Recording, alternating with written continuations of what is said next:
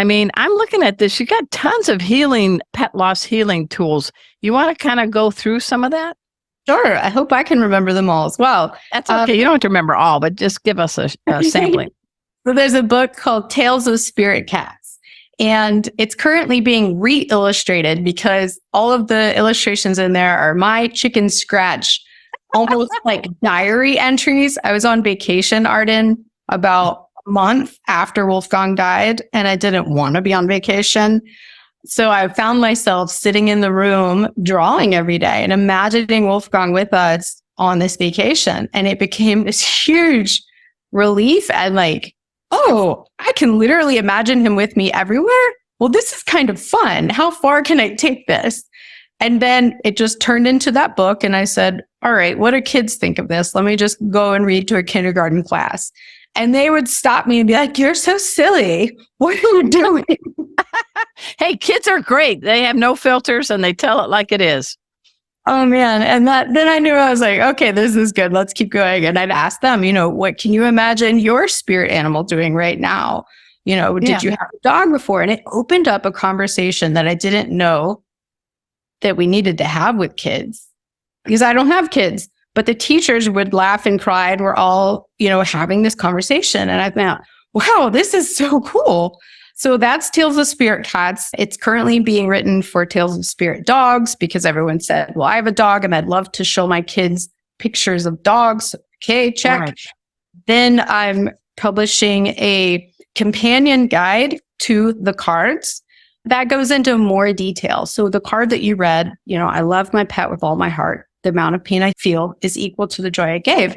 And it's basically how can you reflect on that, incorporate that, and allow yourself the space to heal. So it's got some commentary from different people in the grief industry and pet industry. And that's coming soon. I don't want to give a date and then not make it. No worries. We're going to keep following you. For sure. There's also a blog and we have a lot of free resources. So some people want to watch videos. We've got a YouTube channel going and trying to just compile something for everyone because grief isn't one size fits all. Even the process of grieving is different for everyone.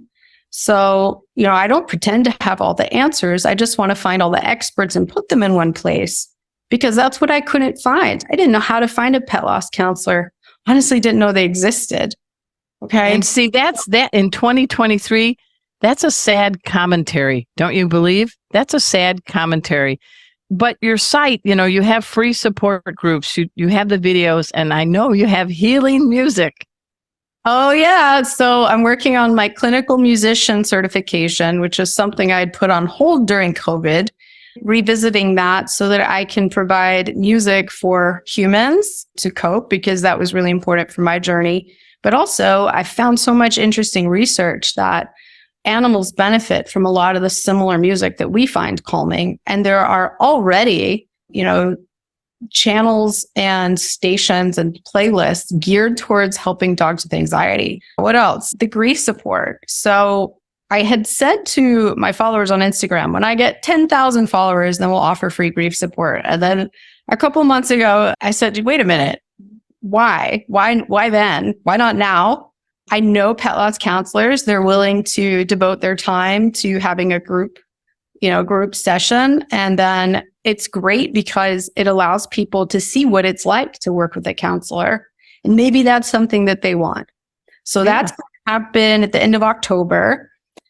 I think those are the highlights, Arden. Am I forgetting? Well, and also I wanted to acknowledge that your work is being recognized. So you were at Super Zoo. And you won an award. You want to talk about that? Yeah, that was really just surreal. We had gotten the first draft of the cards published in the US, just kind of a small batch, and got good feedback from that. So decided to mass produce them. And 2 months after we mass produced them, someone told me about Super Zoo.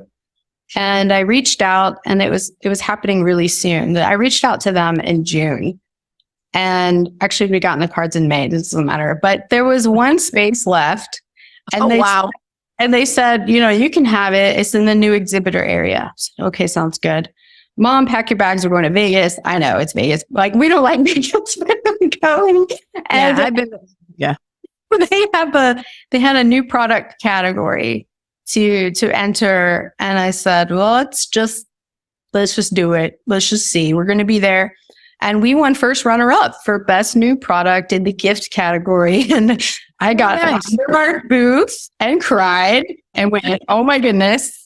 People like this. It's not just in my imagination. And so that gave me the courage and validation I needed to continue down a path that I really knew nothing about. And I just remember those little milestones when I start to have doubts and fears and, normal human reactions to things that are obstacles, right? And this isn't my training. Being an entrepreneur, taking a product to market, helping people grieve. It's just like, it's a choiceless choice is what I feel like. I could have stayed selfish and suffering and, that's normal. It's okay. But I think because of my mom, she's kind of a saint. You just said something that's probably two words that are the most powerful words I've been hearing on a radio show, and I've been hosting since 2007. Choiceless choice. And that's what we feel like, right? When we lose a pet. Exactly. And I have to give Natalie Himmelreich credit for that because I was on her podcast and she kept using that phrase. And I went, that's a good one. I think that is a good one. Those are t-shirts. Yeah, exactly. Or tattoos if you really want to go that way. Don't go that way.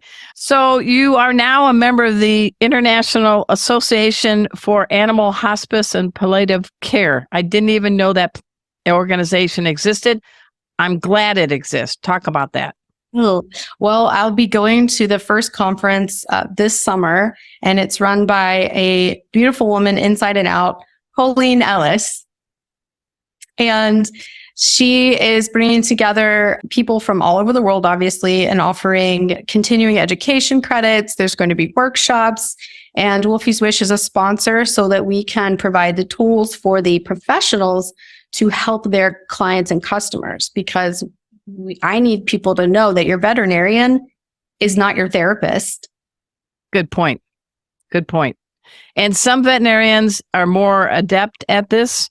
I know there's a couple of veterinarians that have a pet loss business. I mean, that's what they do in hospice. They specialize in it, but the average veterinarian is juggling a lot of things. Right. And they have to, sometimes do a euthanasia and then go welcome a kitten. There were many hats. And there are some that have branched out to specialize, like you said, in-home euthanasia. And they do have some training and are more empathetic and have the time to take with you and help you through this process. And so before we let you go, there's some things you could help us with.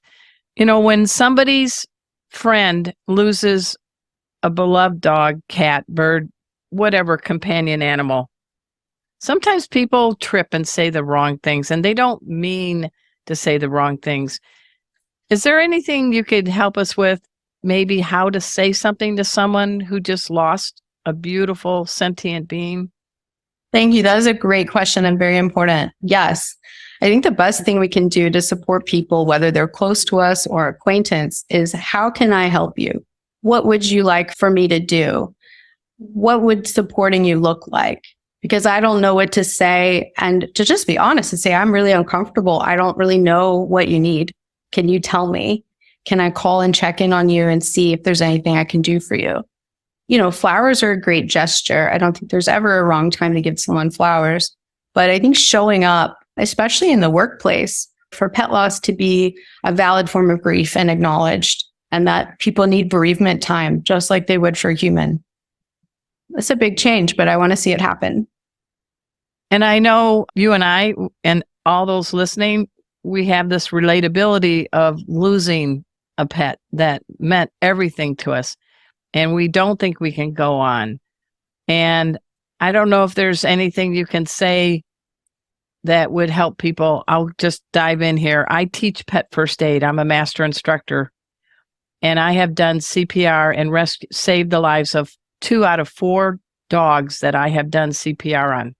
The one I didn't make it was my own dog, Bujo, a 90-pound Bernese Mountain Dog mix. By the fourth set, I knew her heart had stopped because her tongue was blue, lack of oxygen. And I had a veterinarian who told me I was out of the world. I know, with you and Woofy. She told me this, and you tell me how this feels. In a really scary situation, she says you need to do the best you can in the situation you're in with the skills you have. So I did the best I could with Bujo. I honor her every day. But the same thing with you, with when we lose a pet who dies. What's your thoughts about what she said? Well, that's interesting because that's actually one of the cards. Is I felt tremendously guilty. I coulda, shoulda, woulda. I can't blame my friend. She's human, but I could have. I internalized her mistake, right? And ultimately I said, this isn't serving me or helping me. It's not going to bring him back. It's making me feel worse. Can I be willing to forgive myself? Can I try that? And I came to the conclusion, and I've heard this before, I did the best I could with what I had. I made great choices. I got the Uber right away. We transferred him into his crate. We were out there on the street. We were go, go, go. We had the address, and I was singing to him, probably more from I was doing Reiki on the crate and just trying to soothe him, and myself. So there's only so much we can control, right? Well, that's why I wanted to ask you about that, because I think what you're doing is beautiful. I think we need more Erica Messers in the world, because this world would be a more beautiful place. And any last tip or message you want to give our viewers and listeners? We definitely want to have everybody go to woofyswish.com. Last comment from you, Eric, for now. I think the last comment is for people. I would love to be in touch with anyone that's listening that maybe has some more ideas on how we can expand the website.